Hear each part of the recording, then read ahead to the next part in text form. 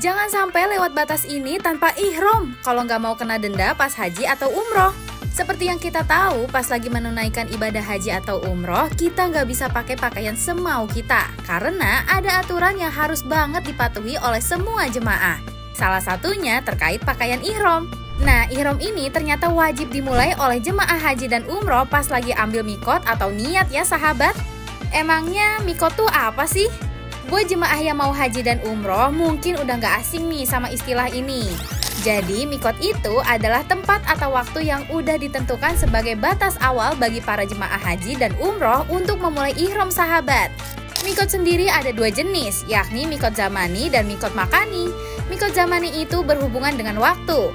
Jadi buat ibadah haji batasan waktunya dimulai dari bulan Syawal, Zulqa'dah, dan 10 hari pertama Zulhijjah. Sedangkan umroh bisa dilakukan kapan aja tanpa batasan waktu ya sahabat. Terus kalau mikot makani itu berhubungan dengan tempat. Jadi di proses mikot makani ini jemaah dianjurkan memakai pakaian ihram dan berniat untuk beribadah haji atau umroh. Kalau dilihat dari hadis riwayat Bukhari dan Muslim, Rasulullah telah menetapkan 4 lokasi mikot bagi jemaah haji dan umroh. Ada juga 1 lokasi mikot yang ditentukan berdasarkan kesepakatan para ulama. Jadi totalnya ada 5 lokasi mikot yang bisa dipilih oleh para jemaah sesuai dengan wilayah yang dilalui. Di mana aja sih 5 lokasi mikot tersebut? Sini, Fimin bahas satu-satu ya. Yang pertama ada Zulhulaifah yang sekarang dikenal dengan Bir Ali.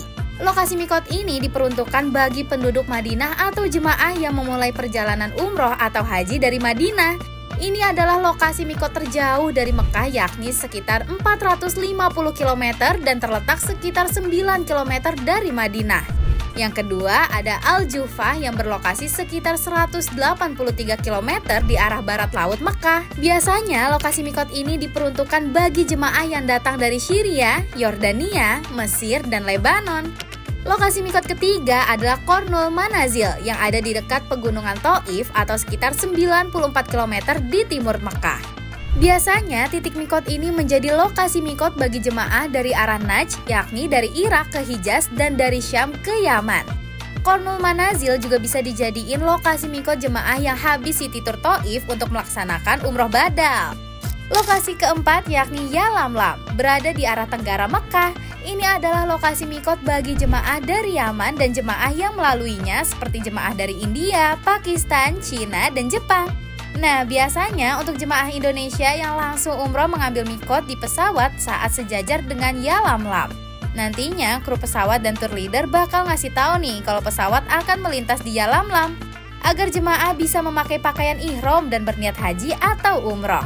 Yang terakhir Zatul Irq yang berjarak sekitar 94 km di arah timur laut Mekah. Biasanya digunakan sebagai lokasi mikot jemaah dari Iran dan Irak atau yang melalui rute yang sama.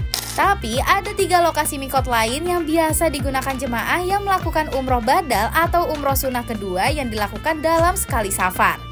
Jadi sahabat, bagi jemaah yang mau melaksanakan umroh badal ataupun umroh sunnah kedua ini harus keluar tanah haram Mekah dan berihram lagi.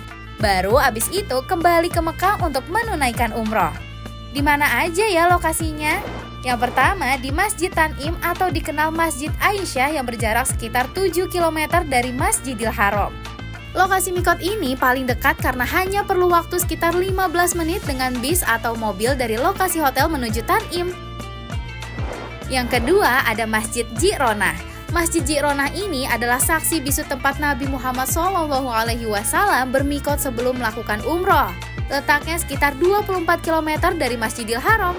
Nah, yang terakhir Masjid Hudaybiyah. Terletak di antara Mekah ke Jeddah. Jaraknya kurang lebih 25 km dari Masjidil Haram. Jadi, itu semua adalah lokasi mikot yang bisa sahabat pilih ya. Jadi, pastikan sahabat ambil mikotnya di lokasi yang udah ditentukan. Jangan lupa like, komen, dan subscribe untuk informasi umroh dan haji lainnya.